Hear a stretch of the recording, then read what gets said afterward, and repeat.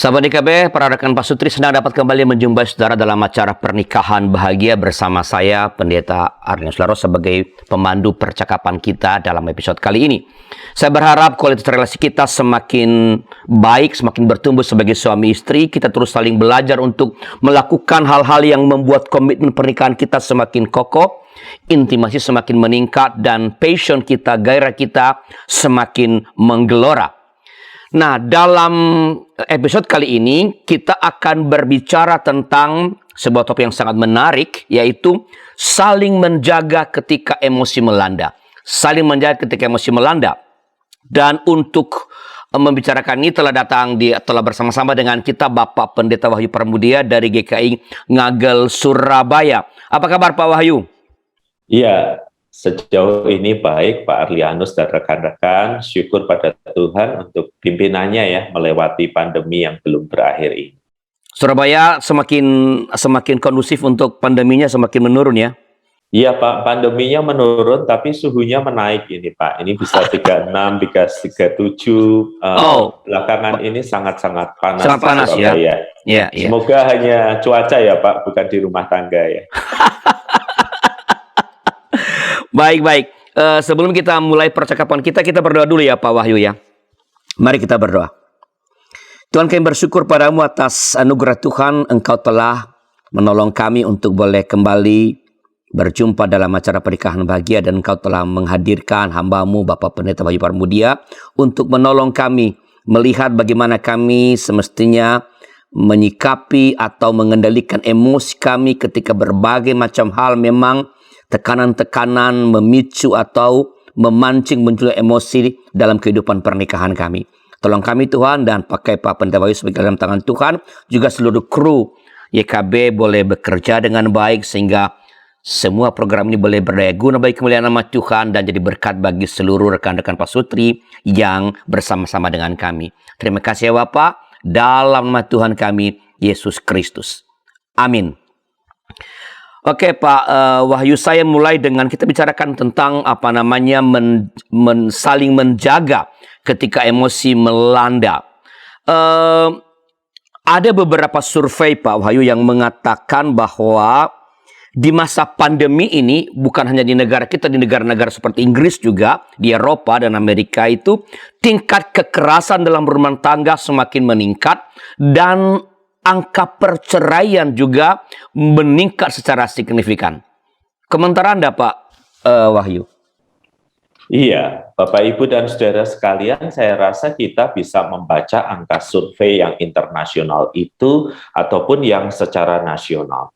Namun di dalam konteks hidup berjemaat, hidup bermasyarakat di tempat di mana saya melayani, termasuk di Surabaya, kami menemukan fenomena yang sama. Orang dulu berpikir begini, wah saya kurang waktu untuk suami, wah saya kurang waktu untuk istri. Karena itu saya harus mencoba menyediakan supaya relasi kami baik-baik saja, supaya relasi kami terpelihara. Nah, di masa-masa pandemi, khususnya ketika pandemi itu meningkat, kita punya banyak waktu. Kita bekerja dari rumah, kita rapat dari rumah, kita mengajar dari rumah, namun ternyata banyak waktu ini tidak selalu menghasilkan sebuah relasi yang harmonis, yang makin dekat. Makin banyak waktu ternyata gesekannya juga makin tajam, benturannya juga makin keras. Saya bisa mengerti hal ini karena biasanya sebagai pribadi itu kita punya me time ya. Jadi misalnya para suami pulang dari bekerja, mampir ngopi sebentar, ketemu sahabatnya, meminum sesuatu di toko yang ada, para istri habis mengantar anak atau aktivitas dapur, ketemu sahabatnya, saling curcol, saling bicara, dan ketika mereka ketemu di rumah, mereka itu sudah siap untuk berinteraksi dengan segala hal yang ada dalam diri mereka, bukan dengan kelelahan, bukan dengan kejenuhan. Tetapi yang terjadi di masa pandemi ini menunjukkan bahwa ada banyak waktu bersama, tidak ekuivalen dengan terciptanya kemesraan, terciptanya keharmonisan. Apa yang membuat itu ya Pak? Kan mestinya kan semakin banyak waktu, semakin banyak kesempatan untuk saling berbagi dengan pasangan, kok malah bikin sesuatu yang berlawanan kelihatannya. Karena besi menajamkan besi, Pak, manusia menajamkan sesamanya. Gitu ya. Tanpa waktu untuk betul-betul pribadi, jadi kelelahan pasti meningkat. Jadi satu faktor ada kelelahan yang meningkat, Pak. Dan di dalam kondisi lelah, kita itu tidak terampil melakukan satu hal yang penting dalam relasi, yaitu mendengarkan. Oke. Orang kalau lelah itu ternyata kemampuan mendengarkannya menurun, tetapi kemampuan curcolnya jadi tinggi. Nah, bisa dibayangkan kalau di dalam rumah yang sama, Pak, dua-duanya capek mendengarkan satu dengan yang lain, yang ada keinginan untuk berbicara, maka terjadilah mereka mendengarkan untuk menjawab, bukan untuk mengerti, dan itu adalah awal dari konflik. Saling potong dengan intensitas tinggi tanpa betul-betul mendengarkan untuk memahami, lalu menata kata dengan tepat. Jadi kelelahan membuat kita tidak sanggup mendengarkan orang lain, hanya sanggup untuk curcol. Dan dua orang, suami istri, ketemu dalam kondisi seperti ini.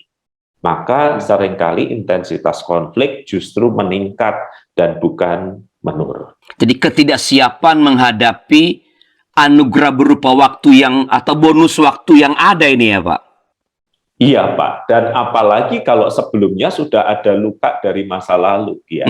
Sama seperti kasus yang terjadi tidak terlalu jauh dari tempat saya tinggal. Ini kakek nenek, umur 73 dan 71. Bisa berkelahi mulut, dan mereka pasti sudah menikah lebih dari 50 tahun, Pak. Bisa berkelahi mulut sampai akhirnya si kakek mencoba memalu istrinya, si istri juga membalas. Dan hasil akhirnya bisa ditebak kan, Pak? Si kakek terluka tapi ditangkap polisi karena istrinya dipalu sampai meninggal. Aduh. Nah, itu mengejutkan, Pak. Banyak orang kan berkata begini, sudah 50 tahun pernikahan, sudah umur 70, sudah siap untuk ke Adiasa. Adiasa itu rumah duka, Pak, kalau di Surabaya. Kenapa sih sampai harus dengan cara itu? Dan dugaan saya, selain kelelahan dari pandemi, juga waktu bersama ini membuat muncul semua konflik yang tak terselesaikan di masa lalu. Jadi ibaratnya semua konflik itu notanya disimpan semua, begitu punya waktu ditagihkan, jebret setumpuk tagihan. Jadi selama ini karena tidak punya cukup waktu, konflik itu tertekan. Begitu ada waktu bukan saling memahami yang terjadi, tapi malah menumpahkan atau menggali kembali konflik-konflik yang pernah ada pada masa lampau, begitu? Betul, Pak. Dan juga faktor yang juga berpengaruh adalah mungkin kalau usia tertentu karena menahannya sudah lama, Pak juga berpikir gini, ini kesempatan baik, tumpah semua gitu. Kalau sudah ditumpah semua kan mungkin pasangan akan merasa terserang kan, Pak. Dulu saya pikir itu bukan masalah, ternyata dicatat diam-diam dan sekarang ditagihkannya. Kenapa orang menagihkannya? Ya seperti opa dan oma yang berkelahi ini, Pak. Menagihkan karena merasa belum tentu nanti dia hidup, dia harus dengerin sekarang. Lebih baik tak tumpahkan semuanya supaya dia tahu isi hatiku. Nah, sekali lagi kan sama, Pak. Kelelahan membuat kita sulit memperhatikan orang lain, ingin diperhatikan, sulit mendengarkan, ingin bicara. Nah, dua orang tipe yang sama, kelelahan yang sama akibat pandemi ketemu, ya terjadilah hal-hal yang di luar dugaan.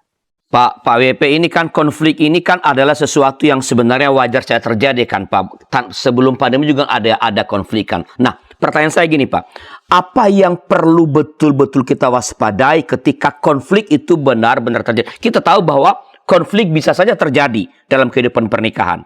Nah, ketika itu benar-benar terjadi, apa yang perlu kita waspadai, Pak WP? Iya, Pak. Yang perlu kita waspadai menurut saya dua hal, Pak. Pertama adalah intensitas yang meningkat dengan cepat. Jadi kalau sebuah konflik itu intensitasnya cepat, seperti menuang bensin ke benda, Pak, dan ada api langsung gitu. Nah, itu harus tanda awas. Ini berarti keduanya sudah terlalu lelah, dan karena terlalu lelah menjadi sangat agresif. Tanda yang kedua yang menurut saya harus diwaspadai adalah, Pak, ketika konflik itu diam-diam memisahkan. Mhm. Jadi nggak ribut terbuka, Pak. Tapi orang hidup di dalam dunianya sendiri. Nah, kami di Surabaya dalam 3-4 bulan terakhir ini banyak kasus bunuh diri para suami. Para suami, para pria, Pak. Fenomenal sekali karena misalnya ada yang menggantung dirinya di itu loh Pak, perlintasan kereta api itu masih dengan seragam kerja, dia menggantung dirinya di situ. Para pria masih dengan seragam kerja, suami. Ada yang meninggalkan motornya di jembatan Suramadu di Selat Madura itu, Pak, dalam keadaan hidup, lalu menerjunkan dirinya ke situ. Dan ketika akhirnya dievakuasi, ternyata ada semacam pesan terakhir. Nah, ini yang di Surabaya dipercakapkan, Pak. Karena di pesan terakhirnya itu dia meminta maaf kepada anaknya, tetapi dia curcol tentang istrinya yang menurut dia selama ini tidak menopang dia, selalu menuntut, selalu meminta lebih, dia tidak berdaya.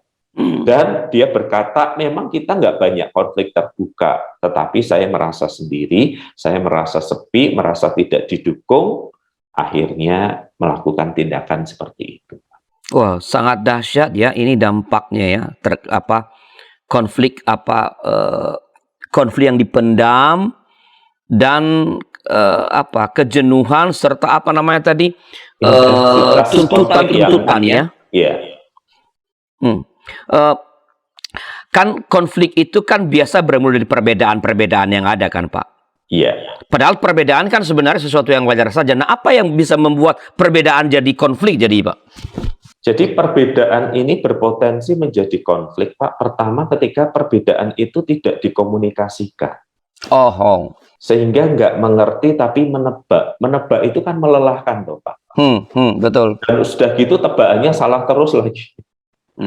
Sudah menebak tapi tebakannya salah. Kemudian nggak dikonfirmasi ya? Tidak dikonfirmasi, Pak.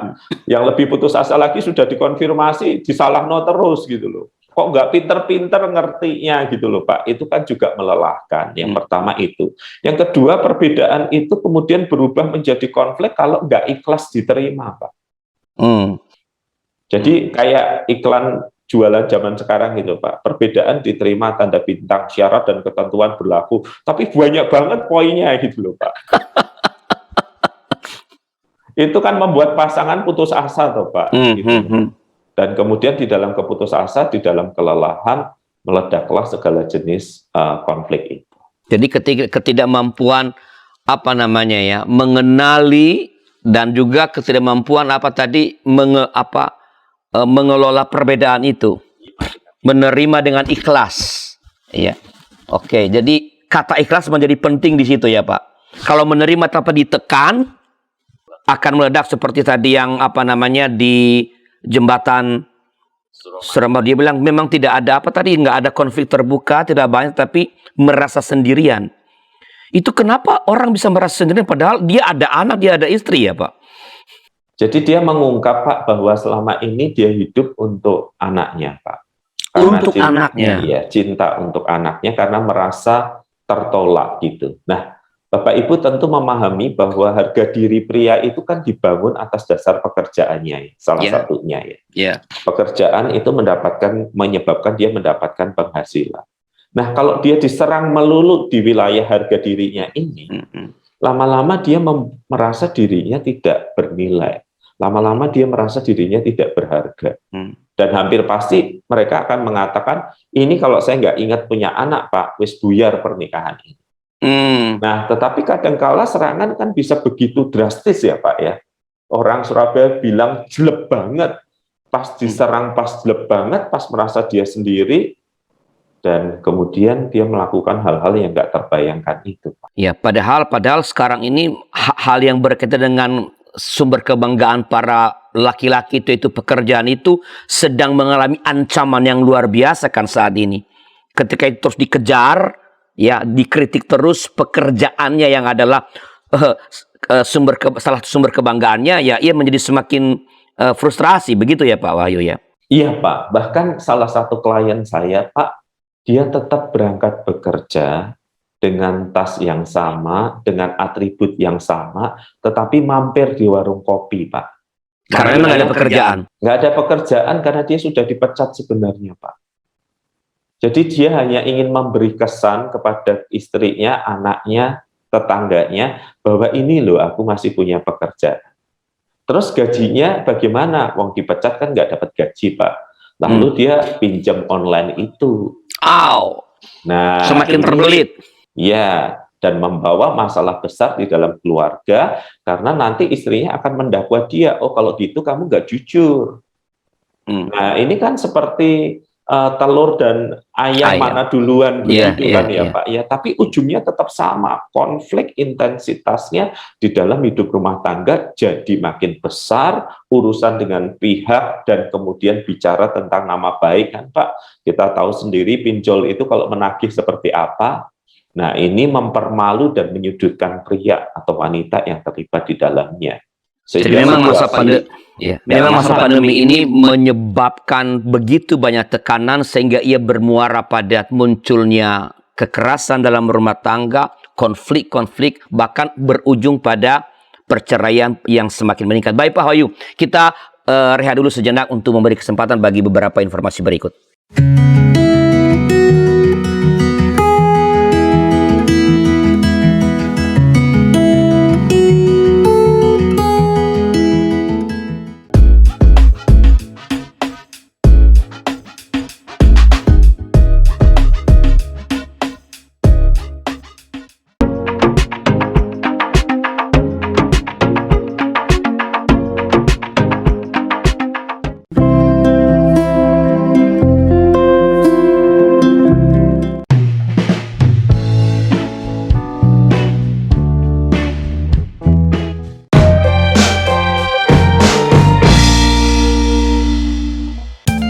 Sahabat, mari dukung pelayanan dan pekabaran Injil melalui YKB dengan membagikan link acara ini kepada sebanyak mungkin orang. Dukungan juga dapat saudara lakukan dengan mentransfer dukungan finansial ke rekening BCA ke nomor 450 305 2990 450 305 2990 atas nama Yayasan Komunikasi Bersama.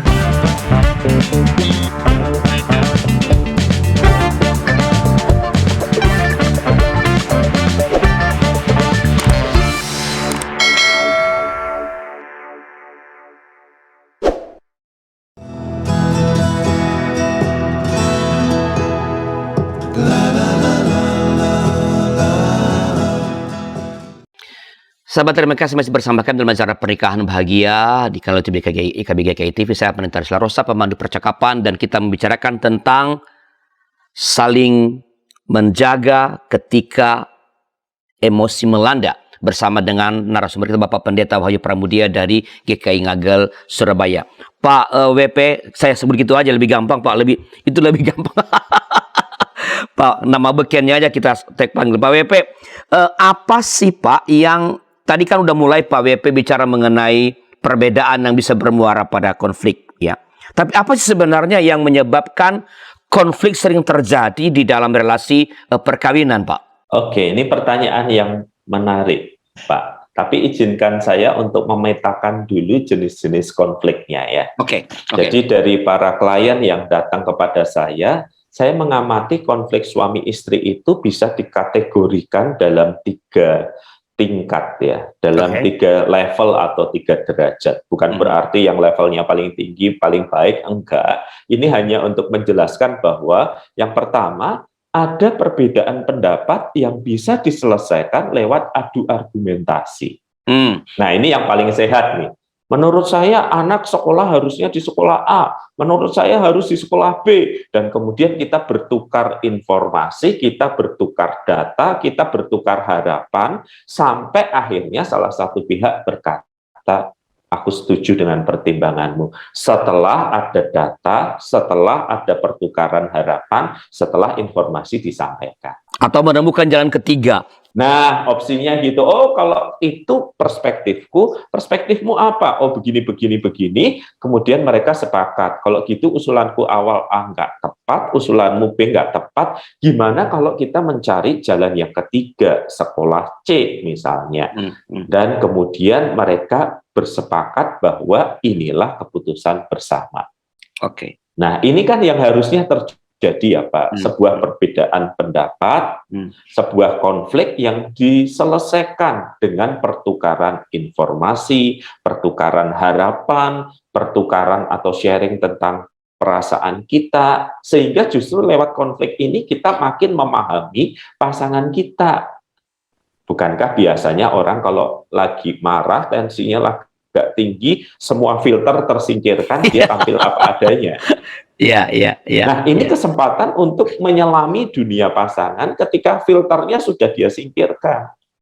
Karena kita kan hanya bisa dicintai sejauh kita membuka diri. Betul, gitu ya. betul, betul. Jadi dalam konflik justru filternya tersingkirkan tanpa sengaja sebenarnya itu adalah undangan untuk pasangan masuk. Jadi level pertama adalah sebuah perbedaan pendapat yang bisa diselesaikan lewat adu argumentasi, sharing harapan, dan yang lainnya. Yang kedua adalah level konflik di mana perbedaan pendapat ini diselesaikan lewat tuduhan atau ancaman. Oh, kamu pasti mau itu karena memang karaktermu kayak gitu sejak pacaran. Dan ini bukan cuma karaktermu, ini karakter nenek moyangmu. Buat apa kita menyelesaikannya? Nggak usah, gitu kan Pak. Kadang kan dalam kemarahan orang bisa histeris lalu historis kan Pak. Bagus ya, selalu historis. Ya, teriak dulu, menuduh, mengancam, lalu kemudian ditarik mundur. Ditarik mundurnya itu sejak pacaran, ditarik mundurnya itu sampai nenek moyang. Jadi urusannya tambah complicated. Nah, ini jenis yang kedua di mana perbedaan pendapat itu diselesaikan lewat tuduhan dan ancaman. Salah satu ancaman yang seringkali muncul, Pak, adalah ancaman perceraian. Sudah daripada kita ribut terus, kita cerai aja. Sudah daripada ribut terus, kita pisah aja. Lalu ada yang mengatakan, sebenarnya aku juga sudah nggak kuat kok. Kalau nggak ingat anak-anak aja, pasti aku mengajukan perceraian dan yang lainnya. Ini jadi mengambang, Pak. Mengambang di dalam arti tak terselesaikan, tak ada solusinya, tetapi sudah menimbulkan luka. Ya, melukai ya, Pak. Kata-kata bercerai kan sangat melukai itu kan. Iya, apalagi kalau yang minta berulang kali dari pihak yang sama, Pak. Berarti kan yang satu kan seperti ditusuk satu kali, belum kering, ditusukin lagi gitu. Bukan berarti maknanya berkurang, tetapi justru makin lama ada luka di atas luka yang belum sembuh itu.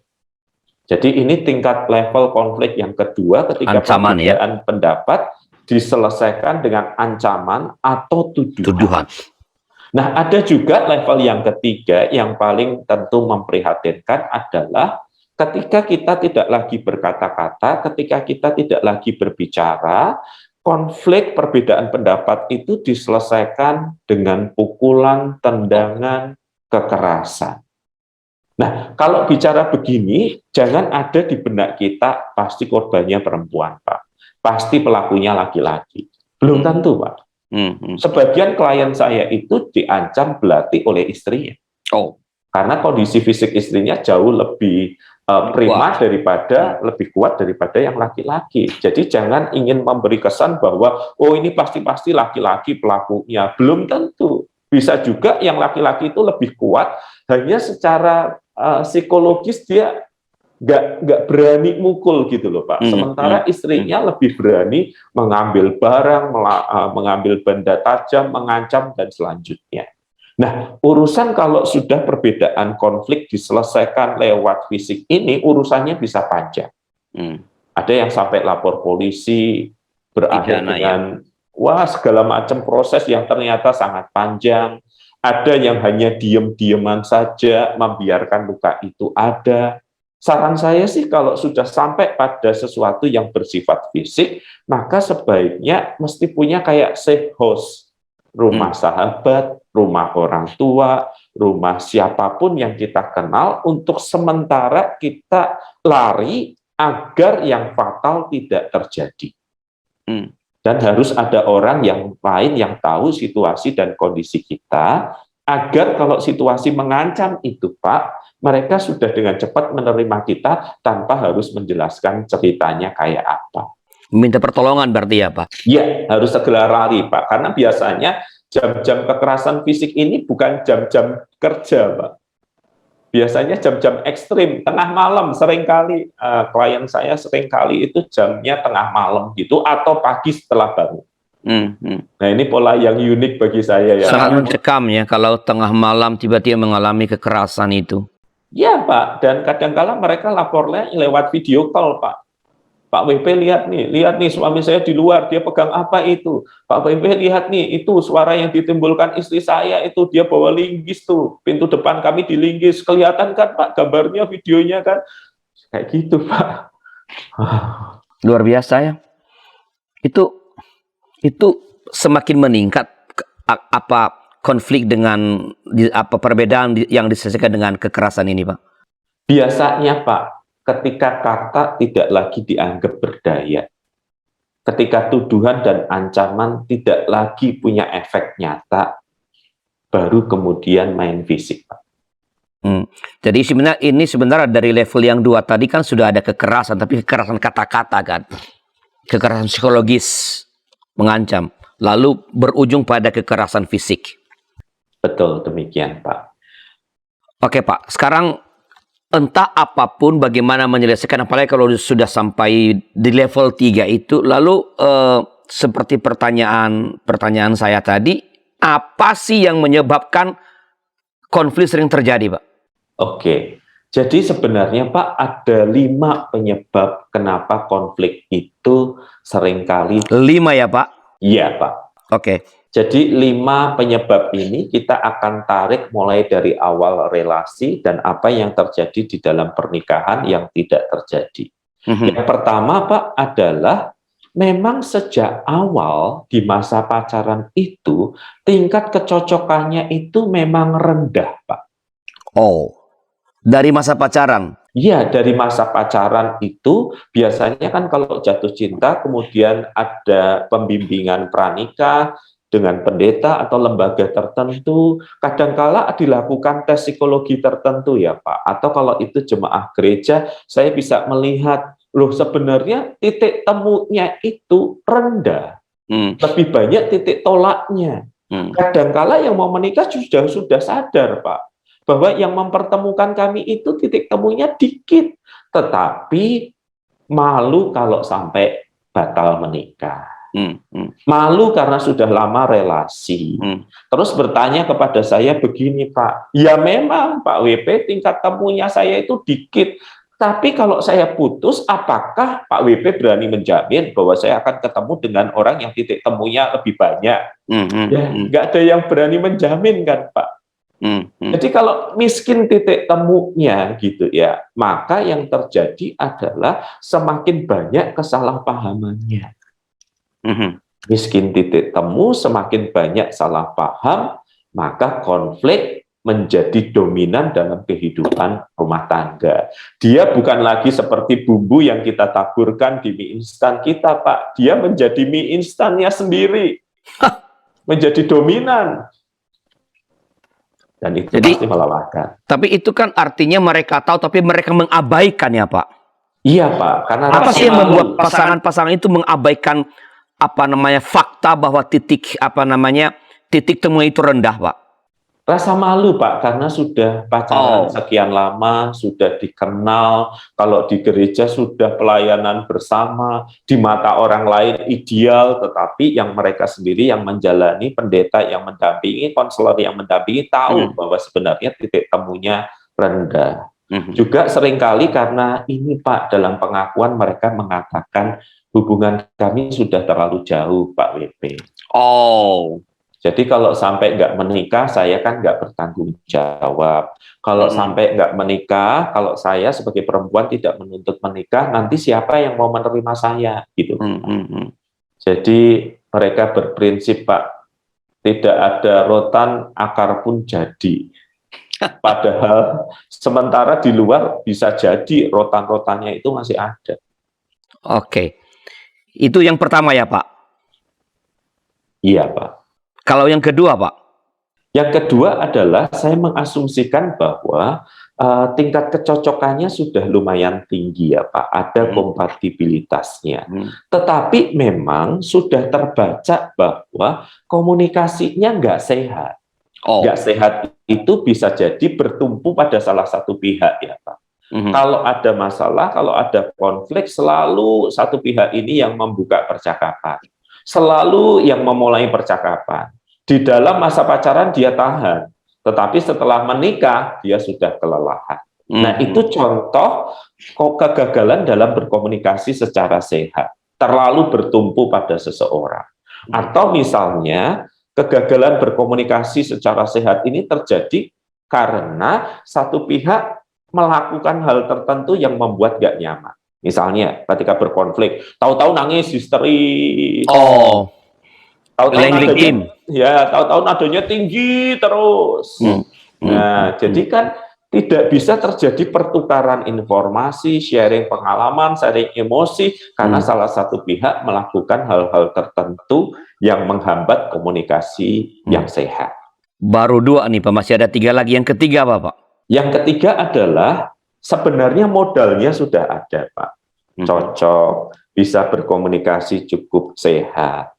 Tetapi pernikahan ini kan menuntut aspek kedewasaan yang beda dengan ketika hidup single. Nah, yang sering membuat konflik adalah ternyata dia menikah tetapi sikapnya tidak dewasa sebagai seorang suami atau tidak dewasa sebagai seorang istri. Saya kasih contoh ya Pak, supaya jelas dari klien saya. Yang perempuan berkata begini Pak, Pak, menikah nggak mempengaruhi perilaku suami saya kok. Suami saya menikah rasa single. Maksudnya gimana? Lah bayangkan Pak, masa olahraga seminggu 6 kali dan hari tidak ada penyesuaian aja, ya hari Minggu aja dia ke gereja Pak. Loh, kalau dia masih single belum menikah ya enggak apa-apa Pak. Kalau dia masih single belum menikah dan belum punya anak enggak apa-apa. Ini kok mau hanya egonya aja sih Pak? Sampai olahraga 6 kali, katanya kalau dikurangi badannya sakit-sakit. Lalu istri dan anak-anak itu dapat waktu kapan? Minggu pun kadang ke gereja, kadang dia tidur terus. Nah, ada sikap yang tidak dewasa. Termasuk juga misalnya kalau dari sisi perempuan adalah, Pak, coba lihat toh Pak. Dulu tiap kali konflik di pacaran, dia lari ke sahabatnya. Setelah menikah dia sama aja Pak. Tiap kali kami konflik, dia cerita sama sahabatnya. Udah gitu sahabatnya mohon maaf kayak ember bocor. Diceritakan di medsos. Walaupun tanpa menyebut nama, tetapi semua teman saya tahu Pak, yang dimaksudkan itu istri saya yang cerita. Jadi kegagalan untuk bertumbuh sebagai suami atau istri yang dewasa adalah salah satu hal yang berpotensi melahirkan sebuah konflik yang serius. Kemandegan apa ya, pertumbuhan tidak menghayati dengan baik perubahan yang terjadi dari single ke kehidupan pernikahan, juga tidak menghayati fungsinya sebagai suami atau istri dengan baik, begitu ya Pak? Iya, tepat seperti itu Pak. Itu yang menjadi penyebab ketiga. Kenapa yang keempat Pak WP, kita ikuti setelah beberapa informasi berikut ini.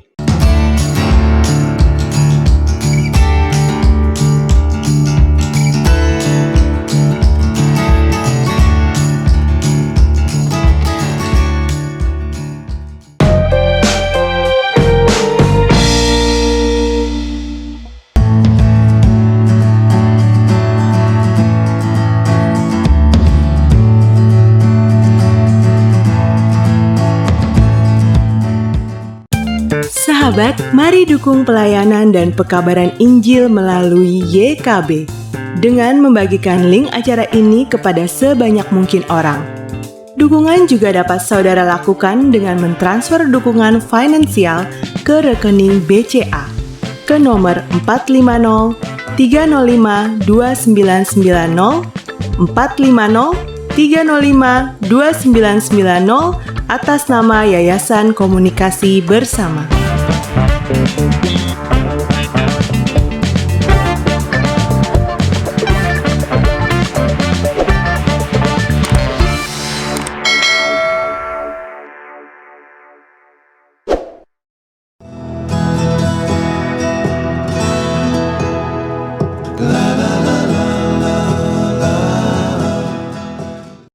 Terima kasih masih bersama kami dalam acara Pernikahan Bahagia di segmen yang ketiga ini, tapi saudara-saudara masih dapat mengajukan pertanyaan, menulis pertanyaan di chatroom atau kolom komentar, atau memberikan komentar tertentu. Tentu nanti Pak WP dengan senang hati akan merespons. Silakan, ini kesempatan yang terakhir di segmen yang ketiga. Kita bicara tentang saling menjaga ketika emosi melanda bersama dengan Bapak Pendeta Wahyu Pramudia dari GKI Ngagel. Pak WP tadi udah menguraikan tiga ya Pak penyebab konflik, tingkat kecocokan yang rendah sejak awal, komunikasi yang tidak sehat, lalu tak bertumbuh atau mandek dalam pertumbuhan psikologis atau spiritual atau mengenai kehidupan pernikahan. Yang keempat Pak, sekarang Pak. Ya, yang keempat Pak, seiring dengan banyaknya tekanan kehidupan, bisa jadi salah satu pasangan itu mengalami gangguan kepribadian atau gangguan psikologis tertentu Pak. Misalnya, yang tiba-tiba ya Pak ya? Iya, bisa. Atau yang baru terjadi bukan sejak awal? Betul Pak, baru kemudian ketahuan loh ternyata mungkin karena stres punya anak, stres kehidupan yang lain, misalnya menjadi bipolar, begitu ya Pak ya. Mood swing-nya cepat sekali. Nah, otomatis kalau pasangannya tidak memahami, tidak mau mengakui bahwa si X, si Y, suami atau istrinya punya problem psikologis, yang terjadi adalah konflik yang berulang Pak, atau relasi yang menjauh. Nah, ini yang harus kita cermati sebagai suami atau istri. Kalau ada pola perilaku tertentu yang mulai terbentuk enggak biasa, saya harus mengajaknya bicara dan bahkan ketemu dengan ahli, dengan psikiater. Bagi saya itu bukan hal yang memalukan kok, Pak. Bahwa kita bertemu dengan konselor, bertemu dengan psikiater, itu bukan hal yang memalukan. Itu makin menjadi hal yang lazim karena sekarang tekanan kehidupan bisa menjadi begitu berat. Dan kalau bisa, bahkan jangan sampai level sudah kemudian bipolar misalnya, yang membutuhkan perawatan khusus, udah pada level mendengar yang nggak terdengar, ada suaranya, melihat yang nggak ada, sudah mengalami halusinasi atau hal yang sejenis ini, skizofrenia barangkali. Kalau bisa sebelum parah inilah harusnya bukan dimarahi, bukan disembunyikan, bukan didiamkan, tetapi diajak untuk menemui pihak-pihak ahli terkait. Jadi untuk itu kan pasangan itu perlu mengamati ya Pak, memberi perhatian yang sungguh-sungguh kepada pasangannya sehingga dapat mendeteksi perubahan-perubahan yang terjadi dalam diri pasangannya. Begitu ya Pak? Iya Pak, salah satu klien saya misalnya begini. Dia cukup cermat untuk mengamati kenapa sekarang istri saya make up-nya menor banget ya. Atau ekstrim yang lain, kenapa sekarang dia sangat tidak peduli dengan penampilannya.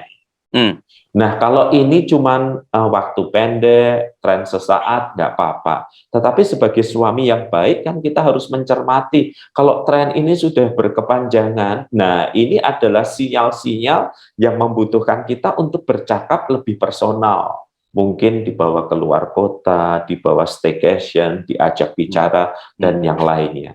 Demikian juga istri mengamati kenapa suami saya kok susah tidur ya belakangan ini. Biasanya dia tidur duluan, ngorok, suaranya kenceng banget, sampai pengen dibekep bantal aja. Tapi ini saya sudah tidur Pak WP. Suami saya nggak tidur, tapi nanti jam 4 pagi dia sudah tahu-tahu bengong di ruang kerjanya. Nah, kayak begini itu adalah sinyal-sinyal awal yang harus kita tindak lanjuti dengan percakapan yang lebih personal. Percakapan yang lebih personal itu bukan sekedar nanya gimana, ada apa, kalau ada masalah ngomong, barangkali perlu pindah konteks ya, entah pindah tempat tidur, ke tempat liburan, kemana, supaya kita ini memahami pasangan kita dan bukan cuma terima pahitnya. Lalu kita marah. Ini nih kita mau keluar kota nih, kamu nggak tidur nih, gara-gara kamu nggak tidur, kamu nggak bisa nyetir nih. Terus aku yang nyetir, aku capek tahu. Nah, malah jadi perkelahian. Jadi kurang mengerti ya, kurang mengerti bahwa ada perubahan itu pasti ada karena ada tekanan, ada pengalaman yang tak menyenangkan tertentu lah begitu yang telah bertubuh itu sebenarnya. Betul, Pak. Dan itu kan sekarang di dalam konteks hidup sekarang bisanya datang itu kan langsung bisa sangat jelek banget gitu loh, Pak. Jadi tidak perlu pukulan beruntun, cukup sekali aja udah seperti tergoncangkan jiwa dan pemikirannya kan juga bisa, Pak. Oke, yang kelima, Pak.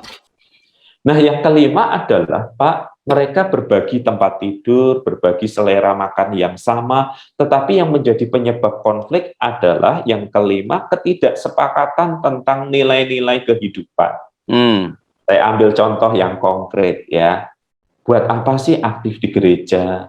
Weekend itu acara keluarga. Kamu weekend malah rapat majelis jemaat. Rapatnya sambung menyambung, habis kebaktian sampai kebaktian lagi. Kamu pulang capek, terus gimana? Nah, berasal dari sebuah values bahwa ya Sabtu Minggu itu waktu keluarga lah. Ke gereja itu nggak usah terlalu banyak lah.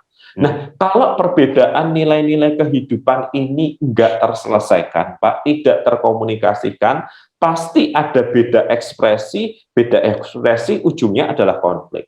Misalnya, Pak, kami itu udah cukup Pak WP, tapi bagi suami saya, seperti sekarang ini belum cukup.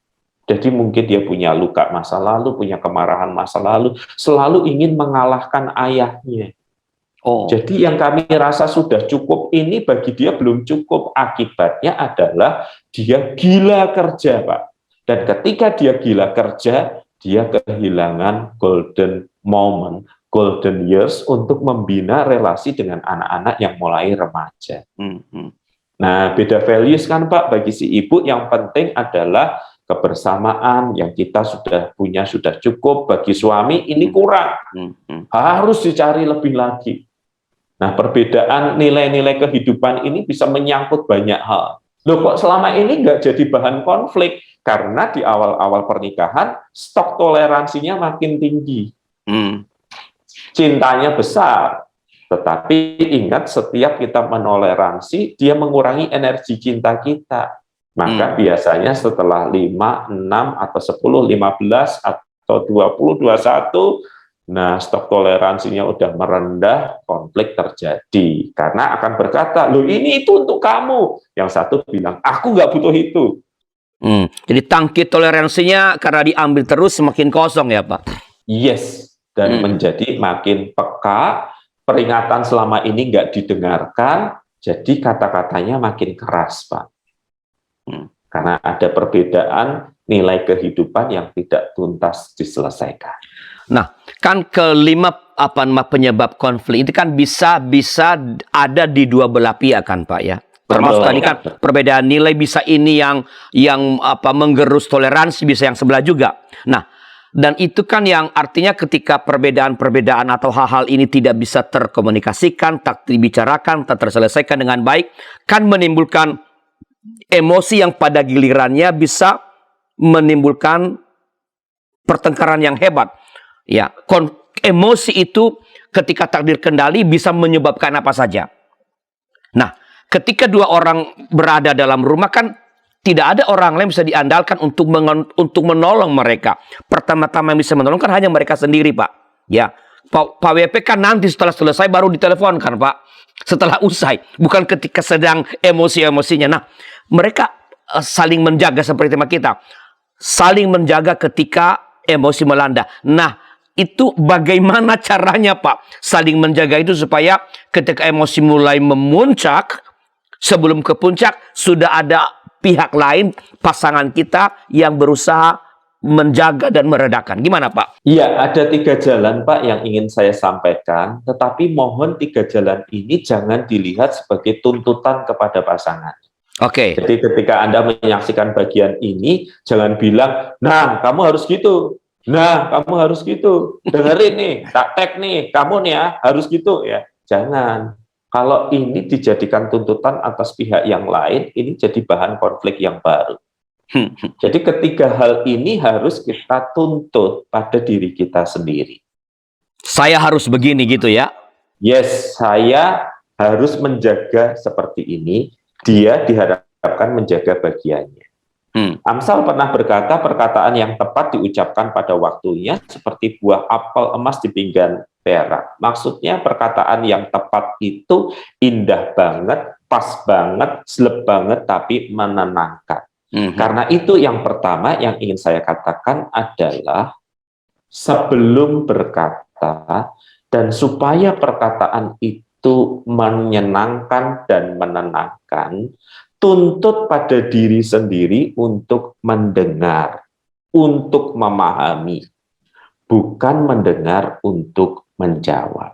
Oke, mendengar bisa untuk memahami ya Pak. Iya, kita bisa membedakan kok Pak, mendengar untuk memahami dan mendengar untuk menjawab. Kalau mendengar untuk memahami itu, pasti kita akan membutuhkan jeda sebelum kita memberikan respons kita. Tetapi kalau mendengar untuk menjawab, dia belum selesai, sudah kita tabrak dengan perkataan. Kalau TikTok kayak para politisi di acara talk show TV-TV itu mendengar untuk menjawab ya Pak? Dia mendengar untuk mendapatkan sorotan kamera.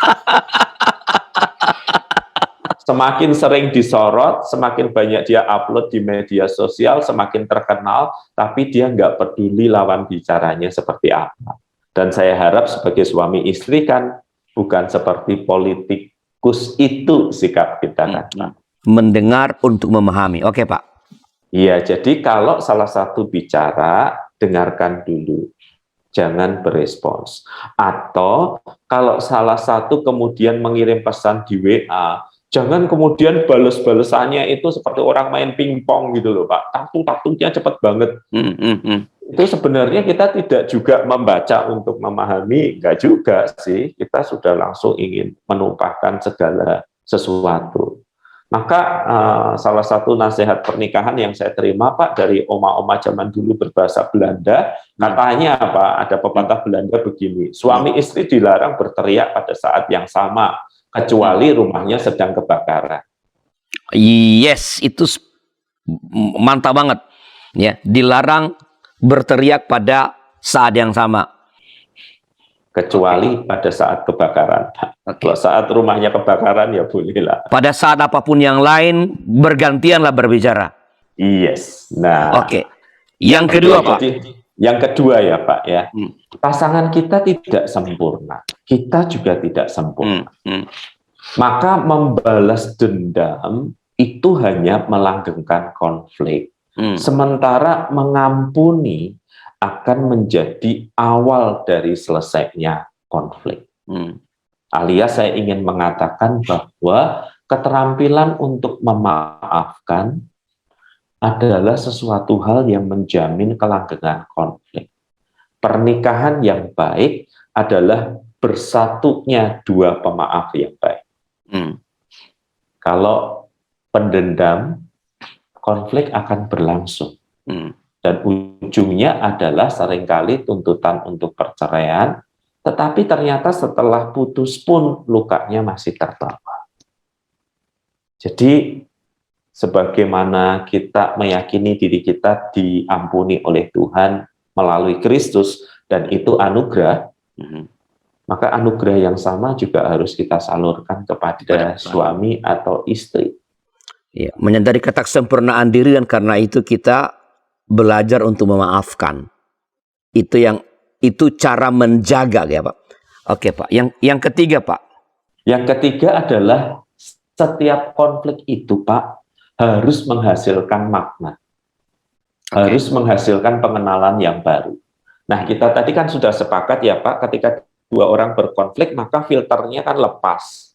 Orang tampil apa adanya dengan pikiran dan perasaannya. Tampil apa adanya ini adalah undangan bagi pihak pasangan untuk menyelami dunia pasangannya. Jadi tiap konflik itu harus ada keputusan akta konfliknya Pak.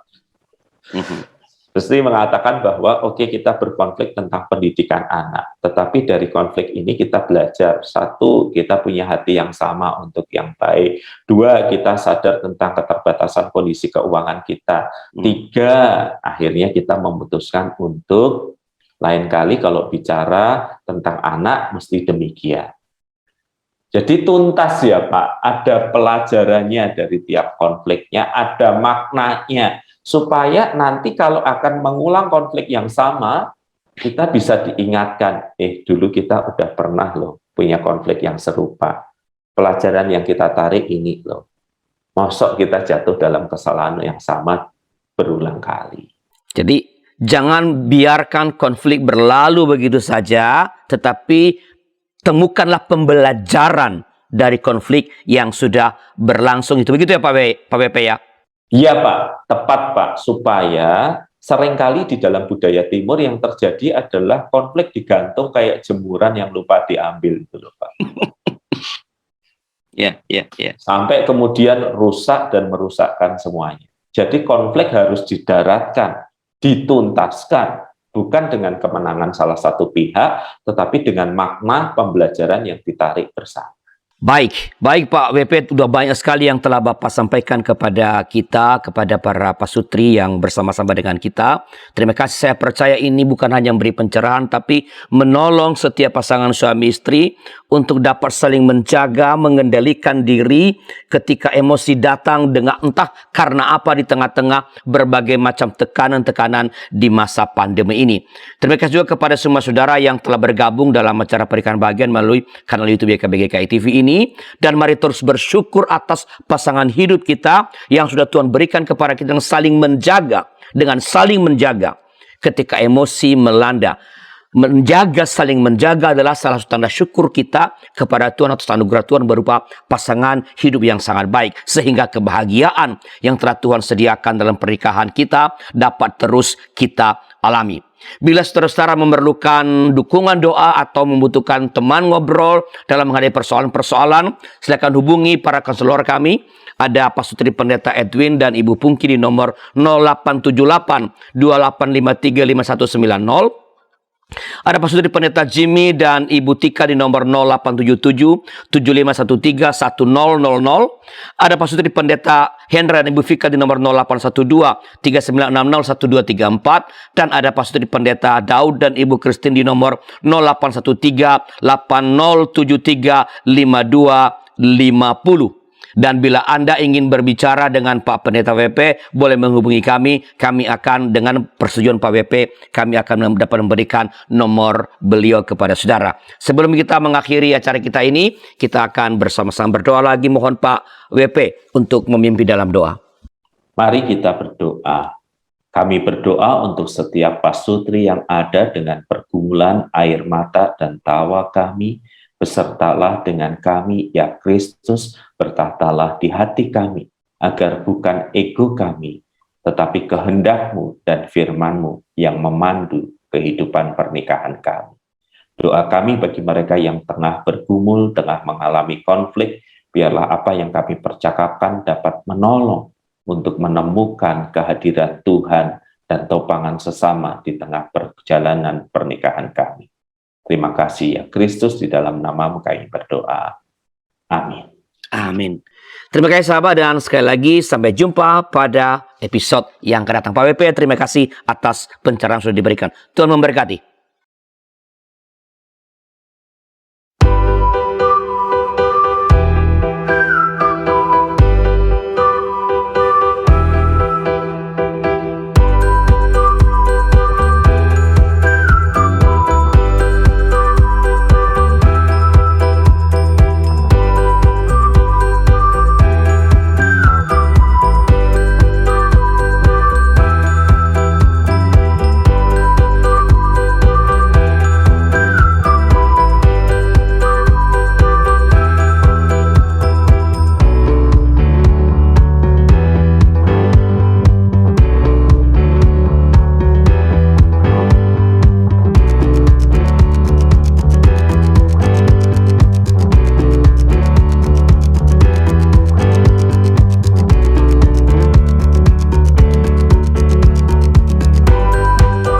Sahabat, mari dukung pelayanan dan pekabaran Injil melalui YKB dengan membagikan link acara ini kepada sebanyak mungkin orang.